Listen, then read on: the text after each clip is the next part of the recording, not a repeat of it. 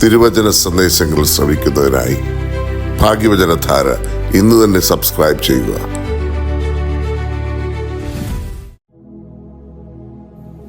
ത്രിയേക ദൈവത്തിന് സ്തുതി. ഭാഗ്യവചനധാരയിലേക്ക് ഏവർക്കും സ്വാഗതം. മനുഷ്യ മനസ്സിന് ദൈവം നൽകിയിട്ടുള്ള കഴിവ് അനന്തവും അപാരവുമാണ്. വൈവിധ്യമാർന്ന വിഷയങ്ങളെപ്പറ്റിയും സുദീർഘമായ ചരിത്ര സംഭവങ്ങളെക്കുറിച്ചും വിശദവും സൂക്ഷ്മവുമായ വസ്തുതകൾ സംഗ്രഹിച്ചു വെക്കുവാൻ മനസ്സിന് കഴിയുന്നു. അവയിൽ ആവശ്യാനുസരണം സന്ദർഭോചിതമായി തിരഞ്ഞെടുത്ത് ആവിഷ്കരിക്കുവാൻ സാധിക്കുന്നു. അതുപോലെ വസ്തുതകൾ വിശകലനം ചെയ്ത് ന്യായാന്യായങ്ങളും കാര്യകാരണങ്ങളും കണ്ടെത്താനും കഴിയുന്നു. ഓരോന്നിൻ്റെയും പ്രസക്തിയും ഭവിഷ്യത്തും യുക്തിഭദ്രമായി അവതരിപ്പിക്കുവാനും സാധിക്കുന്നുണ്ട്. മനുഷ്യനെ സംബന്ധിച്ചിടത്തോളം വിവിധ മേഖലയിൽ ഗവേഷണങ്ങളും കണ്ടുപിടുത്തങ്ങളും സാധ്യമാകുന്നതും ഇപ്രകാരമുള്ള മനുഷ്യൻ്റെ മനസ്സിൻ്റെ കഴിവുകൊണ്ടും ബുദ്ധിയുടെ ശേഷി കൊണ്ടും ഒക്കെയാണ്. ക്രിസ്തീയ ദർശനത്തിൽ മനുഷ്യ സൃഷ്ടിയെപ്പറ്റി പറയുന്ന ഒരു സുപ്രധാന സത്യമുണ്ട്. ദൈവത്തിൻ്റെ ഛായയിലും സാദൃശ്യത്തിലും മനുഷ്യനെ സൃഷ്ടിച്ചു. ബാഹ്യമായ രൂപമോ ആകാരമോ അല്ല അർത്ഥമാക്കുന്നത് എന്ന് വ്യക്തം. ഈ അനന്തമായ സാധ്യതകളും കഴിവുകളുമാണ് മനുഷ്യനിൽ ആധാരമായിരിക്കുന്നത്. മനുഷ്യൻ്റെ മനസ്സ് നമ്മെ സത്യത്തിലേക്കും യാഥാർത്ഥ്യത്തിലേക്കും വഴി നടത്തുന്നതും ശ്രദ്ധേയമായ സംഗതിയാണ്. എന്നാൽ മനസ്സ് പല ചാബല്യങ്ങൾക്കും വിധേയമാകാൻ ഇടയുണ്ട്. അപ്പോൾ നന്മയ്ക്ക് പകരം തിന്മയായിരിക്കും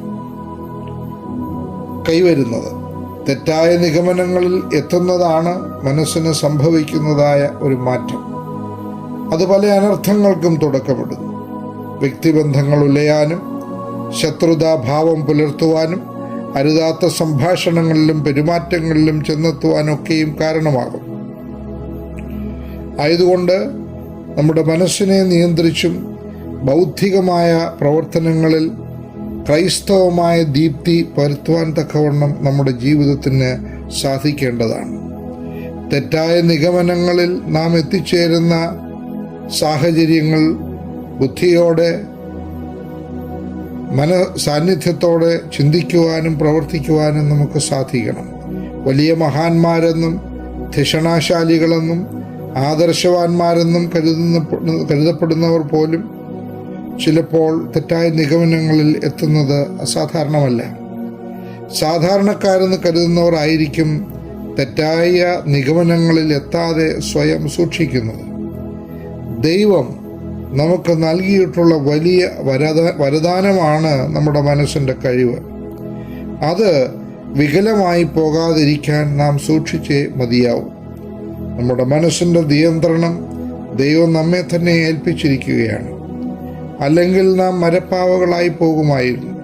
മനുഷ്യന് നൽകിയിരിക്കുന്ന സ്വാതന്ത്ര്യവും ഇച്ഛാശക്തിയും ശരിയായി വിനിയോഗിക്കുവാൻ ദൈവം നമ്മെക്കുറിച്ച് പ്രതീക്ഷിക്കുന്നു.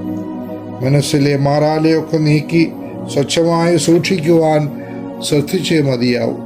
ഭക്തനായ ഒരാൾ പ്രാർത്ഥിച്ചു, ദൈവമേ, വെടിപ്പുള്ള ഹൃദയം എന്നിൽ സൃഷ്ടിക്കണമേ. വസ്തുത നേരാംവണ്ണം ഗ്രഹിക്കുവാൻ തുറന്ന മനസ്സും കേൾക്കുന്നത് എന്തും അപ്പാടെ വിഴുങ്ങാതെ അതിൽ കതിരും പതിരും തിരിച്ചറിയുവാൻ തക്കവണ്ണം ഉള്ള ശ്രമവും നമുക്കുണ്ടാകണം. അസൂയയും മുൻവിധിയും നിരാശയും അകറ്റി മനസ്സിനെ സ്വച്ഛമാക്കാം. അപ്പോൾ നമുക്ക് തന്നെ ആന്തരിക ശാന്തിയും നമ്മോട് ബന്ധപ്പെടുന്നവർക്ക് ആനന്ദം നിറഞ്ഞ പ്രചോദനം പകരുവാനും ഉള്ള പ്രാപ്തിയും ലഭ്യമാകും. ശുഭദിനം ഏവർക്കും ആശംസിക്കുന്നു. ദൈവമേവരെയും അനുഗ്രഹിക്കട്ടെ.